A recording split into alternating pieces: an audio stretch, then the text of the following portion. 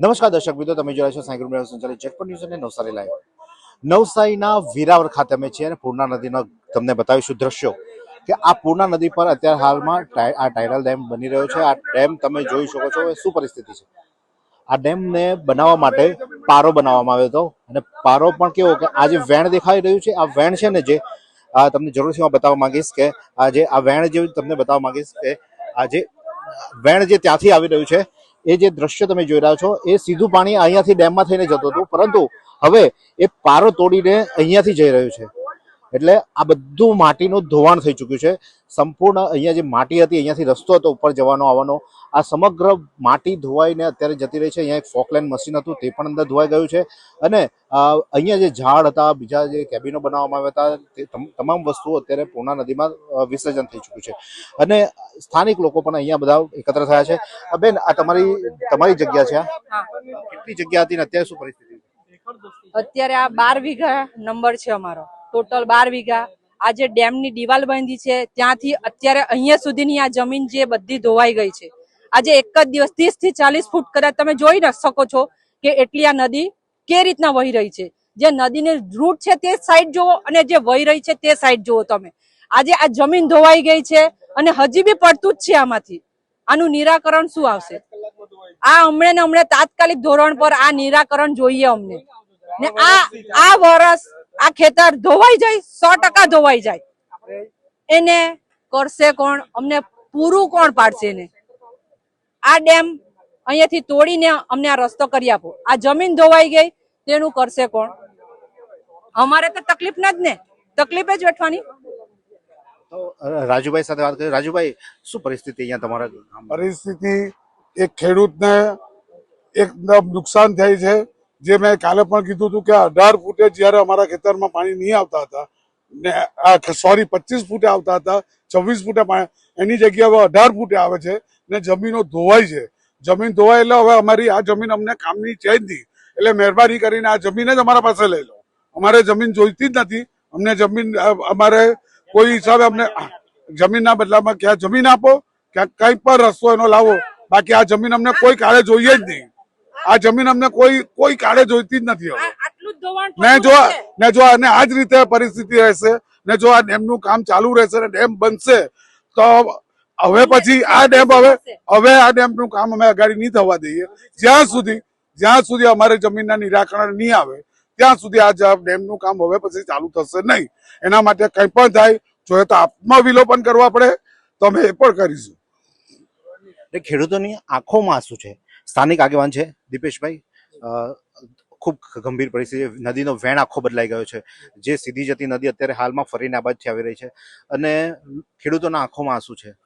જી, ખૂબ જ મોટું નુકસાન છે અને વર્ષોથી જે ગામને જોડતો રસ્તો છે એને પણ ખૂબ જ નુકસાન છે. અહીં 2 ગામને જોડતો અહીંથી 24 જતો રસ્તો છે અને અમારા ગામની 30% જમીન જે ખરી, જે ખેડૂતો અહીંયા આ બાજુ ખેતી કરે છે, એટલે કે પૂર્વ વિભાગમાં ખેતી કરે છે, તો ત્યાં આ ધોવાણના લીધે એ ખાડી પર બી ધોવાણ છે, મુખ્ય માર્ગ બી ધોવાઈ ગયા છે અને આ ખેડૂતોને તો એટલું સૌથી મોટું નુકસાન છે. જે બિચારા થોડા સીમાંત ખેડૂતો છે, જેમની પાસે જમીન બી થોડી ઓછી છે, તો એમની મોટે ભાગની જગ્યા આ નદીમાં જાય એવી પરિસ્થિતિ થઈ ગઈ છે. આસિફભાઈ, તમારા જે વિસ્તાર છે, તમારો હદ વિસ્તાર છે, આ બાબતે તમે રજૂઆતો કરી? અમે હાલમાં આ વિસ્તાર મારા વોર્ડમાં આવતું છે અને ખરેખર આ ડેમના કારણે એક કંઈક પાઇપના તૂટી જવાથી અને મોટો આ ઝાડ તમે તમારી સામે આપ જોઈ રહ્યા છો કે બધાની જમીનો અને જગ્યાઓ જઈ રહેલા છે. આ તમે જોઈ રહ્યા છો કે અત્યારે આ પાણીના કારણે લોકોની જમીનો, લોકોની ખેતરો, લોકો બેઘર થઈ રહ્યા છે જમીનોથી ને બધી રીતે.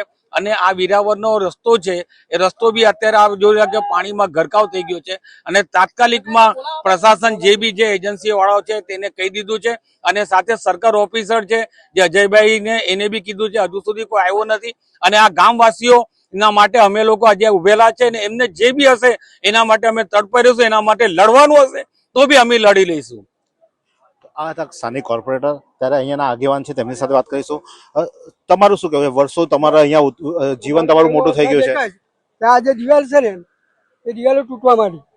એ દિવાલ જો નહીં તૂટતી બંધ નહીં થાય આખું ભગત ફરી બી જતી રહેશે, સંસાર ભૂમિ ભગત ફરી બધું, અને માલ બધું ફરી પડવાનો, કારણ કે આ દિવાલ તો પોણા ભાગની તૂટી ગઈ.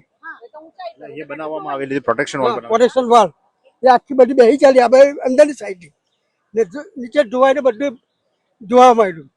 તમને દ્રશ્ય બતાવીશ કે અંદર ઝાડ પણ તણાઈને જઈ રહ્યા છે. અત્યારે હાલમાં અમે જ્યારે ઇન્ટરવ્યુ કર્યા હતા તે દરમિયાન જ આ ઝાડ એક અહીંયાથી ધસી પડ્યું હતું પણ નદીના પ્રવાહમાં, અને તે પણ અહીંયાથી જતું તમે જોઈ શકો છો કે પાણીનો પ્રવાહ ખૂબ છે. અને જે ડેમનું પાણીનું વેણ હતો પૂર્ણા નદીનો, પૂર્ણા નદીએ પોતાનું વેણ આખું બદલી નાખ્યું છે, જેના કારણે અહીંયા જમીન ધસવાની શરૂઆત થઈ ચૂકી છે. મોટા ભાગની 400 ફૂટ જેટલી જમીન ધસી જવા પામી છે અને હજુ પણ ધસવાની ચાલુ છે. એટલે કે લોકોના ખેતરો અને આ ફળિયાઓ એટલે વીરાવર ગામ જાણે અત્યારે હાલમાં પૂર્ણા નદીના ઓથાર હેઠળ ભય હેઠળ જીવી રહ્યું હોય તેવું પરિસ્થિતિ થઈ છે, કારણ કે વેણ સતત આ બાજુ ગામ તરફ આગળ વધી રહ્યું છે અને તંત્રને જાણ કરવામાં છે, હજુ સુધી આવી નથી, પરંતુ લોકોમાં ભારે રોષ જોવા મળી રહ્યો છે, જેને પગલે ગ્રામજનો અહીંયા એકત્ર થઈ રહ્યા છે અને ગાંધી ચિંધ્યા માર્ગે આંદોલન કરવાની ચીમકી પણ ઉચ્ચારી રહ્યા છે. શું તમે શરીરના સાંધાના દુખાવાથી પીડાઈ રહ્યા છો કે પછી તમે કોઈ સ્પોર્ટ્સ ઇન્જરીથી પીડાઈ રહ્યા છો? લકવાની બીમારી બાદની પીડા સહન કરી રહ્યા છો? શું તમને સ્પાઇનલ પ્રોબ્લેમ છે? તો આ તમામ દુખાવાને હવે બાય બાય કરી દો, કારણ કે માસ્ટર ડિગ્રી ધરાવતા ખૂબ જ અનુભવી ફિઝિયોથેરાપિસ્ટ ડૉક્ટર અમિત પટેલ પાસે તમે આ તમામ સમસ્યાઓનું સચોટ નિદાન કરાવી ફરીથી નોર્મલ જિંદગી જીવી શકો છો. તો સરનામું નોંધી લો, comprehensive care centre, DD street, library પાસે, અનુરાગ સારીઝની લાઇનમાં, નવસારી.